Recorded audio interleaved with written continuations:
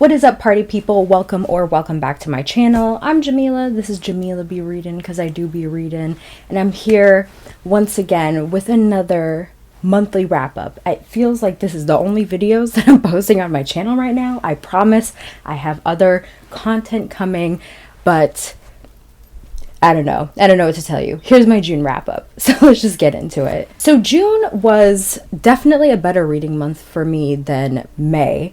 I read a little bit more. I enjoyed what I was reading a little bit more, which is interesting because I definitely thought May was going to be the month for me.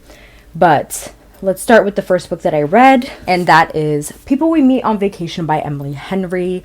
I read Beach Read earlier this year and I gave it like a 3.5 stars. It was fine. I wasn't particularly impressed. I didn't really understand what all the hype was about. But this came out in June, maybe May. I don't really remember when this came out. And people were going on and on and on about this book. And I was like, you know what? Let me just go see what the hype is about yet again. I don't know, people are like really into this book. So I picked it up and lo and behold, I am also really into this book. I gave this one like a 4.25, dare I say a 4.5 stars. I really enjoyed this book. I haven't stopped thinking about it since I read it literally like the first or second day of June. And yeah, so anyway, this is a friends to lovers romance. Poppy and Alex. Poppy is like a travel writer, kind of a social media influencer, question mark. She is feeling kind of stagnant in her life. She's kind of feeling bored, and so she decides to go on a summer vacation, and she gets her old friend involved. They used to go on vacations together all the time, but something happened a few years ago and they haven't really spoken to each other since. So she's trying to rekindle this friendship.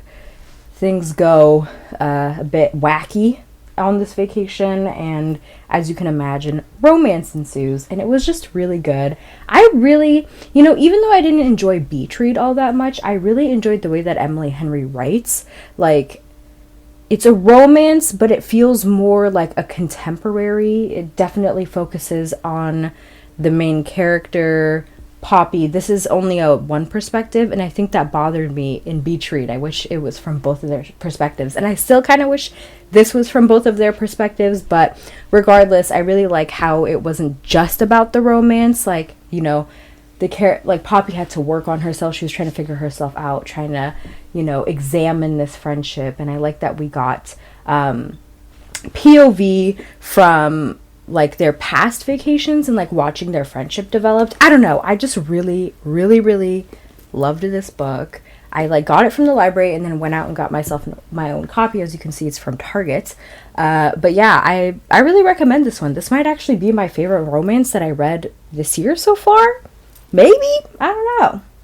After that, I read Blackwater Sister by Zen Cho. This is a standalone contemporary fantasy set in Malaysia. It has a sapphic main character, and I gave this one like a 4.25 stars. I really enjoyed this one. It follows our main character, Jess, who is moving back to Malaysia with her parents post-college graduation. She is kind of like doesn't really know what she's doing. She has a girlfriend that her parents don't know about. They are very long distance. She's kind of a hot mess. She's just trying to figure out like where to take her life and everything, that post-college struggle. So she moves back with her parents because she doesn't really have any money and they're struggling. So they all go back to Malaysia. And suddenly she starts to hear voices. Well, just one voice, and it's the voice of her amma, or her grandmother. Turns out that when her grandmother was alive, she was a medium for this spirit called Blackwater Sister. And so Jess gets thrown into this world of mediums and spirits and like dangerous gangs and all that stuff. It was a really fun read. I really enjoyed it. I really enjoyed Jess like figuring out herself along the way. I really enjoyed just all of the characters. Amma was probably my favorite. She was a fucking hoot. She was so funny. I loved her. But yeah, I highly recommend this one if you're looking for just like a quick, easy standalone fantasy that's like really steeped and culture and family and all of that stuff. Highly recommend it. While I was reading these other books, I was also listening to the audiobook for Just Mercy by Bryan Stevenson. This one took me about 2 weeks to listen to. I was only listening to it basically on my commute from work and back home. But oh my god, it was so good. I gave this one 5 stars. I don't know why it took me this long to read or listen to this book. It's basically about Bryan Stevenson, who is a civil rights attorney, and in particular talking about this one case where he got someone who was innocent off of death row, and also just takes a look at the death penalty and how often Black and brown, marginalized, disabled, poor people are affected by the criminal system and often forgotten. And just it was a lot. It was a lot. I definitely teared up at a lot of parts while listening to this book, and I'm just driving and people are like, what's wrong with this girl? But I highly recommend the audiobook too, especially if you're like me. Sometimes nonfiction can be a bit of a drag to get through. I've really been enjoying listening to audiobooks listening to nonfiction via audiobooks, because it kind of just feels like I'm listening to a podcast, and Bryan Stevenson actually narrates the audiobook for Just Mercy. So it was really good. I think it should be required reading, honestly. You should read it. Next up, I read A Master of Djinn by P. Djèlí Clark. I have been anticipating this book for so long, even though I hadn't read A Dead Djinn in Cairo. I've just been waiting for this book. But I did read A Dead Djinn in Cairo before I read this. I read it I think I talked about it in a previous wrap-up. I think maybe it was back in April. But I've just been so excited to read A Master of Djinn. I think P. Djèlí Clark might start to be one of my favorite new authors. I don't know. Ring Shout I read last year was one of my faves, and I really enjoyed this one. I would give it a 4-star, 4.25 stars. It wasn't quite a 5-star, just because I think it struggled with some pacing issues, but P. Djèlí Clark has written only novellas or short stories up until this point, so it makes sense. I'm still excited for the rest of the series, but this one is set in a steampunk alt history Cairo. It's set in 1912, and it follows our main character, Fatima El-Shawari. She's the youngest woman working for the Ministry of Alchemy, Enchantments, and Supernatural Entities. And she is not a rookie, especially after what happened last summer, which was the events of A Dead Djinn in Cairo. So someone is murdering a secret brotherhood that's dedicated to El-Jahiz, who is the person who opened the world to the supernatural about 40-50 years ago, prior to the start of this book. So now the world, particularly North Africa, has jinn and angels. It's a whole thing. I won't get into it. And other supernatural entities are just walking and roaming and living amongst humans. So El-Jahiz is a huge figure. No one knows. He disappeared right after opening that portal, and no one knows where he is. And so there's a brotherhood dedicated to him. They all get murdered, and the person who murdered them is claiming to be El-Jahiz. So it's just this whole thing. It was just so good. I love this world so much. P. Djèlí Clark has such a way of writing such rich and descriptive worlds and atmosphere. It's just, I can picture everything that's happening in my head. And honestly, if there was ever a book that needs an adaptation to a TV show, it's this series, because I can see it being such a cool series, maybe HBO or Netflix, someone with a big budget, because I the costumes, the sets, everything I can see just being chef's kiss. It's just so good. Fatima El-Shawari, she's so cool. She's so cool, okay? A badass. She's a babe, okay? Oh my gosh. So, also CT, her girlfriend, the two of them, okay. I love them. Okay, anyways, highly recommend. Go check this one out, especially if you're looking for just like a fun, like really rich and descriptive fantasy. Get on it. Just get on all of P. Djèlí Clark's work, honestly. He's a goat. After that, I read Neon Gods by Katee Roberts. This is the first in what is being called the Dark Olympus series. I've been seeing this all over Book Talk, which is one of the reasons why I picked it up. I also even saw it on like Twitter and all that stuff. So I was like, a Hades and Persephone retelling. I haven't really read any, but that just sounds good, you know, and people were going off about this one. Like I said, it's a Hades and Persephone retelling, but set in a modern world, as if Olympus is just like a city in America, I think. I don't really know geographically where it's supposed to be located. I just know that the book mentioned like running away to California. So I was like, okay, I'm guessing we're in America. So we have Upper Olympus, which is dominated by the 12 like main gods, and it's like rich and lavish and all that stuff. And then we have Lower Olympus, which is separated the two by the river Styx. So Lower Olympus is Hades' domain. It's like where all the like poor people supposedly are living and all that stuff. And we're following Persephone, who is fleeing Upper Olympus because her mother decides to marry her off to Zeus. And that's another thing. In this world, the gods are not gods? Question mark?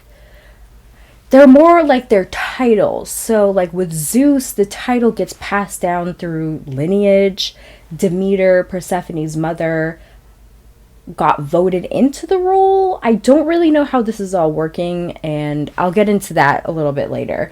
But Persephone is fleeing because she's getting ambushed by an engagement to Zeus, who is like bad news.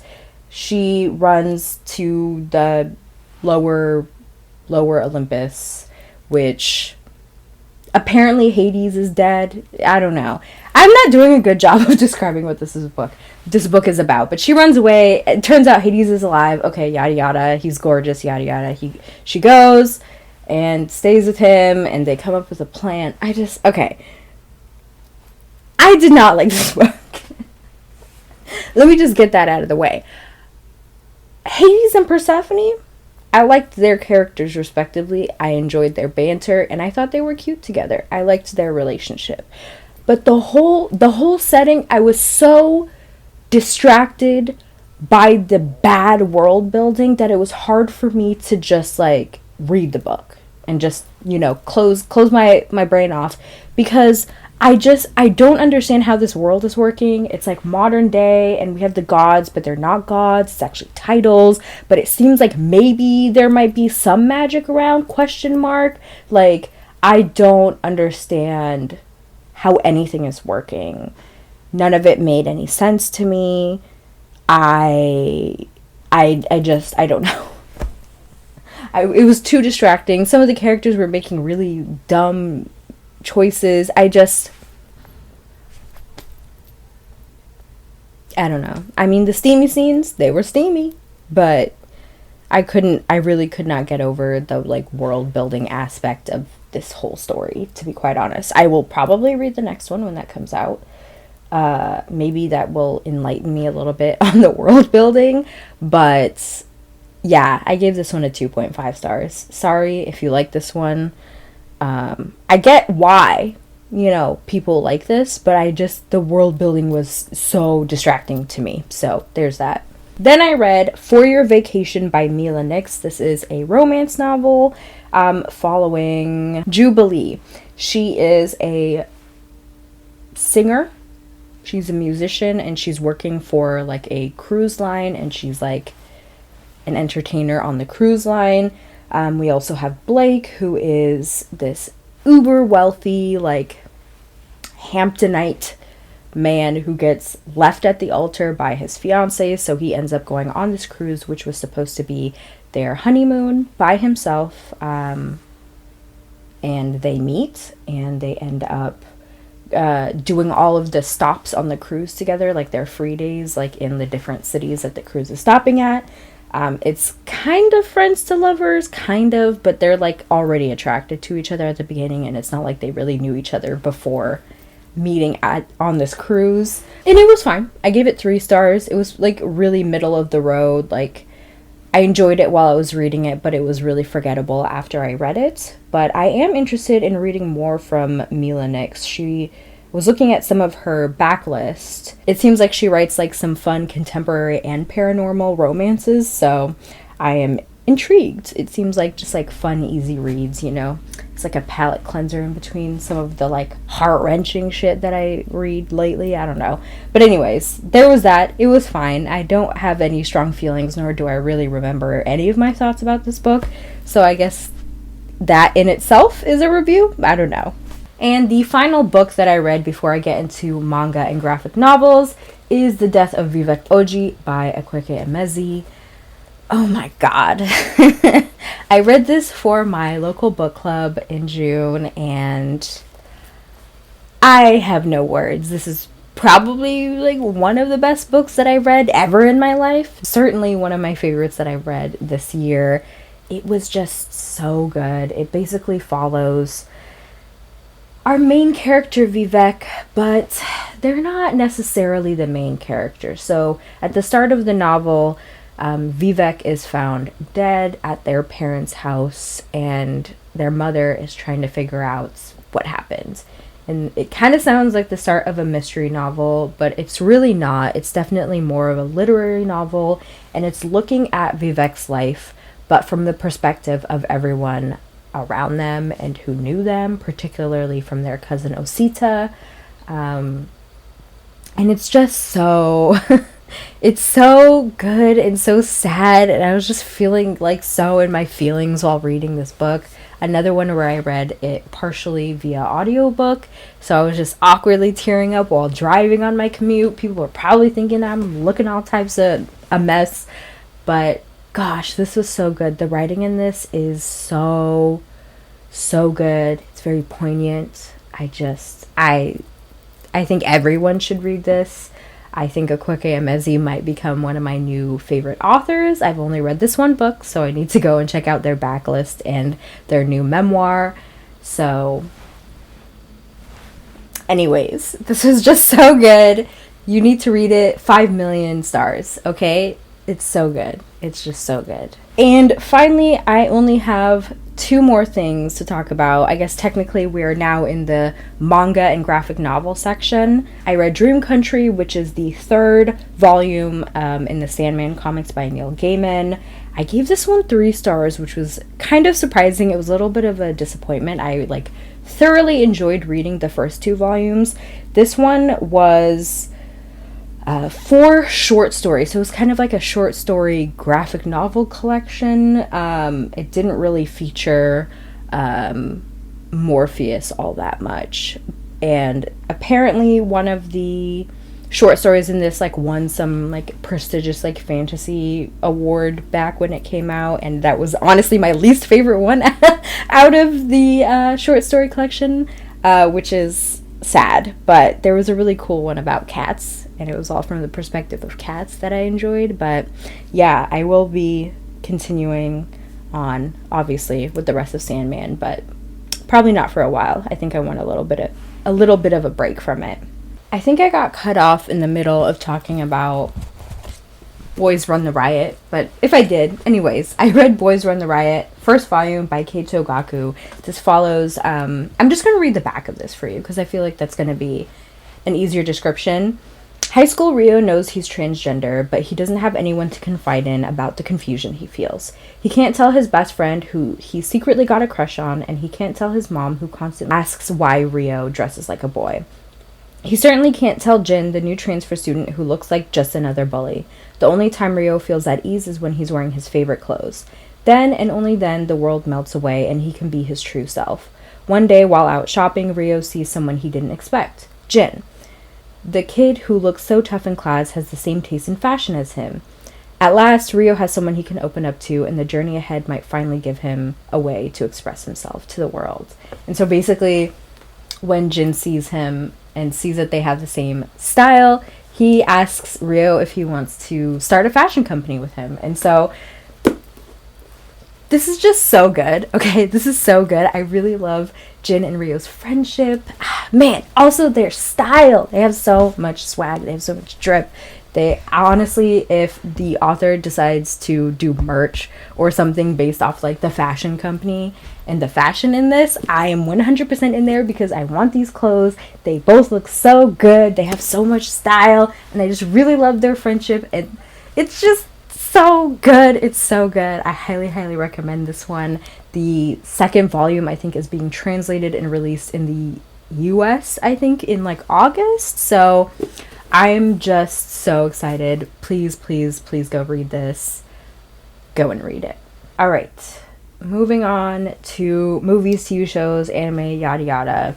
I'm just going to talk about some highlights because honestly, I can't really remember what I watched in June. I don't think I watched all that much, but I watched In the Heights with some friends. It was all right. I thought it was okay.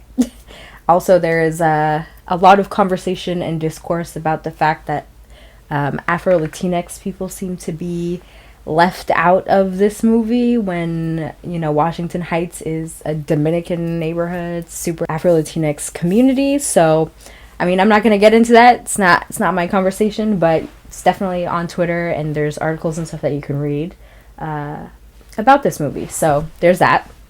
I also watched Raya and the Dragon. Is that Raya and the Last Dragon? Something. Raya and There's a Dragon. Which I really enjoyed. You know, I had been seeing a lot of people like dunking on this movie on Twitter, and I don't think it deserved any of that. I thought it was really good. I thought the animation was like stunning. It was so good. I loved Raya. She was cool. Yeah, I mean, I wouldn't go as far as to say it's like my new favorite Disney movie, but I really enjoyed it, and it's something I can see myself watching again in the future. So, yeah, if you're like on the fence about watching this one, I would go and watch it. And then I watched Luca, which is the new Pixar film, which was, oh my gosh, it was so cute. Oh my gosh, it was so cute. I really liked it. Definitely shed some tears at the end. I had no expectations going into this one. Honestly, this was not promoted all that much, but I think it was really fun.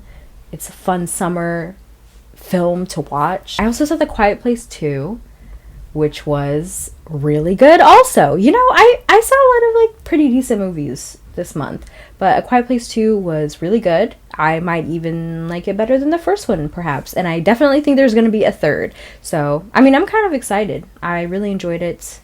The main daughter actress did a really great job. I think she's really good, and I hope she gets a lot of good roles out of this franchise and more, because I thought she did an excellent job, and it was just really good, and also stressful, as you can imagine. But yeah, anime. Oh my god, I finally watched Yuri on Ice for the first time. I know you're probably thinking, wow, you know, my friends have been thinking the same. I've been bullied the last 5 years into watching this, and I finally did, and it was really good. So I don't really know what I was waiting for. I thoroughly enjoyed it. I basically watched it over the course of like 24 hours. It's only like 12 episodes. I definitely thought, because there was only one season, and it came out like 5 years ago, I thought it was contained. But the ending kind of felt a little bit cliffhangery. Like, you can definitely tell that they were gonna do a second season, so I don't know when that's gonna happen. I hope it does. You never know with anime. I have 2 anime that I watched. The Devil is a Part-Timer and Tiger and Bunny, which both came out in like 2011 and 2012, and they each had 1 season respectively, but they're getting second seasons now. So, you know, you never know when it might happen. So I think Yuri on Ice is too popular to not get a second season. It just might take some time. I imagine animating people figure skating takes a lot. But anyway, it was really good. It was really cute. Victor and Yuri are freaking adorable. And yeah, that's pretty much it for this wrap up. This This went a little bit longer than I was hoping to, but YOLO swag, I guess. Let me know down below what your favorite reads from June were. Have you read any of the books that I mentioned? Let's have a chat in the comments down below. You can find my social media petitions and fundraisers and stuff in my description, and I'll catch y'all in the next video.